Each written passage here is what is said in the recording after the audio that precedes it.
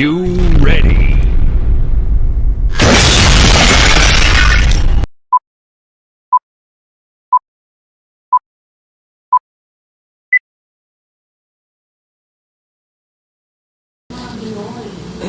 Ito mga idol, yung fan sa may dashboard sa aircon. Delay siya. So, kailangan mo muna siyang iikot para tuloy-tuloy siya.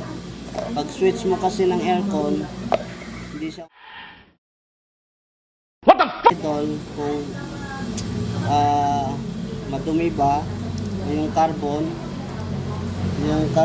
is meron pa naman. And then linisin natin to mga idol, to yung sa socket niya, baka sa sobrang dumi na hindi na makakuha ng ground. Kaya ito lilinis ko yan. Dito sa kabila pa wala. So linisin muna natin mga idol.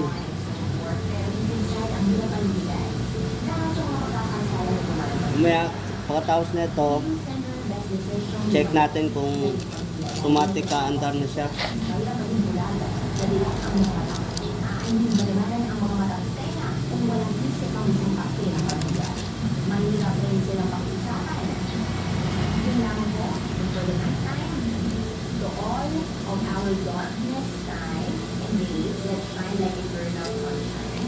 Ito yun sa baba idol, sa may dashboard, sa aircon, sa harap. Ayan. O, pinaklas ko. Yan. Kaganya yan dito. So mamaya, pagkatapos ng linis nito, ibabalik ko na. Check natin ulit. So, ayan mga idol. Balik ko na. So, check natin. So, ito mga idol, naka-insert na yung socket. Ayan. So, i-try natin kung under ba ito ng madpilis.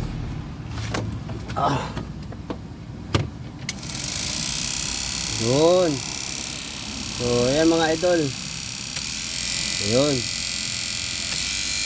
Mabilis na siya idol.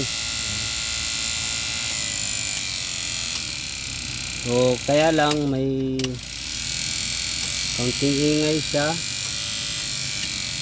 So, kailangan siguro natin lagyan yung kanyang bearing.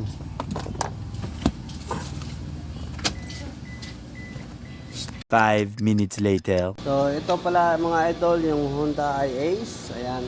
So, ginawa natin tong fan niya. So, auxiliary fan dito sa may dashboard. So, mahina yung ano niya, yung fan sa aircon. So, tapos na. Kakapit natin mga idol.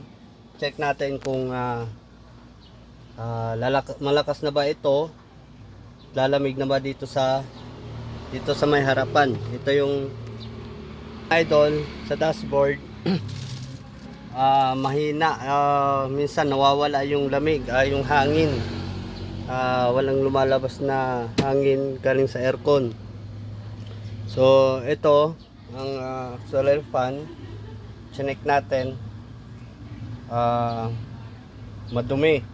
So pagka inon mo yung aircon niya, pag inon mo yung aircon, kahit naka-high na siya, mahina yung ikot. So minsan nadidelay pa kung hindi mo gagalawin yung fan pag ikot ng ganyan, hindi siya andar. Hindi siya iikot. Kung hindi mo gagalawin, talagang hindi rin iikot. Pagka ginanya mo siya, saka na siya iikot. So kailangan mo patanggalin ito. Okay, so ikakabit natin mga idol kasi tapos na natin nalinis, na check. So tara, kabit na natin. Kakabit na natin mga idol. Ay, aray ko. Sakit na. Mahirap mag-isa mga idol.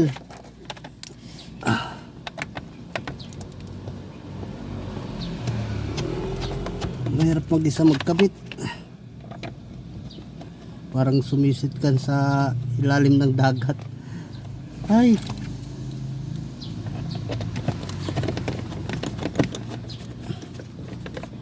ikabit na natin mga idol. I-check natin kung kakaroon na ba siya ng hangin, aircon, lamig.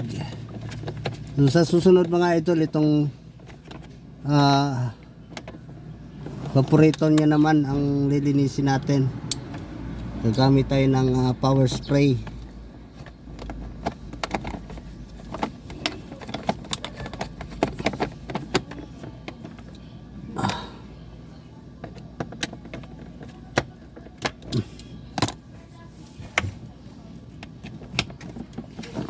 Okay, so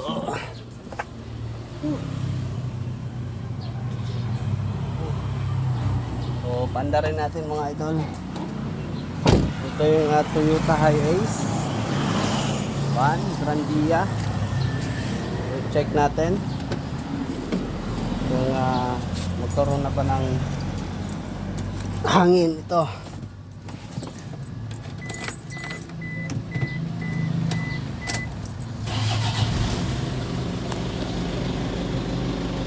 Okay, so i-on natin mga idol.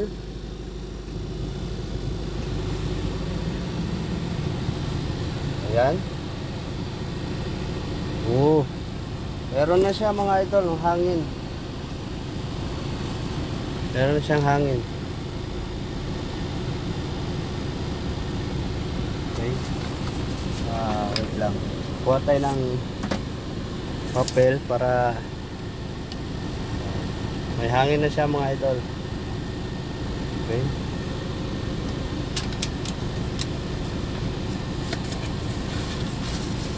Yan,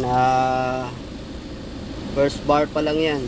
So, yung hangin niya, kuha lang tayo ng plastic para malaman natin kung may hangin ba.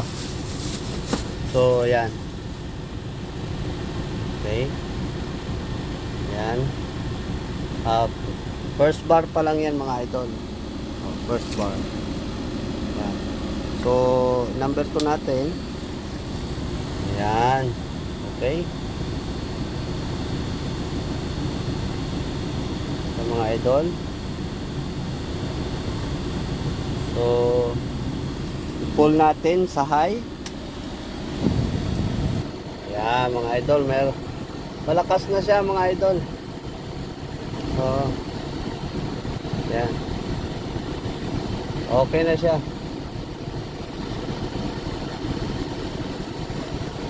Okay. Ito. Okay. Good. Ito. Okay.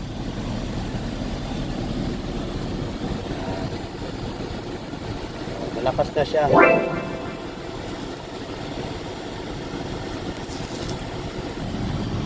So yan na ay mga idol. So natapos na naman natin yung ating problema sa aircon ng van na ito. Ng Toyota Hiace Grandia. Yan, so yun ang problema niya. Pag in-on mo yung aircon niya, hindi umiikot yung motor niya sa solar fan dito sa dashboard. So kailangan mo muna tanggalin yung ano niya, yung itong box dito, tapos iikutin mo muna. Pag ikot mo nun, saka naman siya iikot. Pag ginalaw mo, saka na siya iikot. So, ang ginawa ko, pinaklas ko siya. Tinanggal ko yung, inopen ko talaga yung asing motor niya. So, ang dumi. Siguro, panahon pa ni Kupong-Kupong. Ayun, nilinis ko, pati yung socket niya, yung pinag-anuan ng socket. Nilinis ko, pati yung washer niya. So, yung washer niya, kaya pala siya maingay. Dahil sa baluktot na yung washer niya sa may baba. So inayos ko. Yun nga, nilinis ko lahat. After that, ito na mga idol. So meron na siyang aircon. Malakas na yung hangin niya. Hindi na mainit. So ayan, so mga idol, don't forget to subscribe my YouTube channel, Cybervlog, and click the bell notification bell para maka-update kayo sa aking mga video.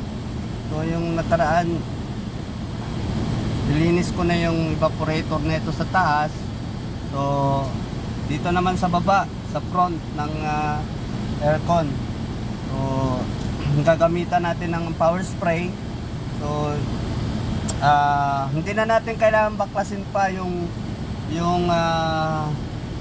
evaporator nito sa may dashboard. Okay, hindi na natin kailangan tanggalin, at hindi na rin natin kailangan pang tanggalin yung freon. So kasi yung iba tinatanggal yung freon bago baklasin yung lahat, baklasin. Pero yung gagawin ko, hindi ko na baklasin lahat. So tatanggalin ko na yung sa ilalim, saka natin lilinisan. So nung isang araw nilinis ko yan, sobrang sticky na siya. So hindi na siya masyadong makakapag-ano ng lamig. So yan mga idol, abangan nyo yung next video ko na maglinis sa aircon, okay, ng Toyota Hiace Grandia. So thank you mga idol. Please subscribe to my YouTube channel, Cybervlog. So thank you.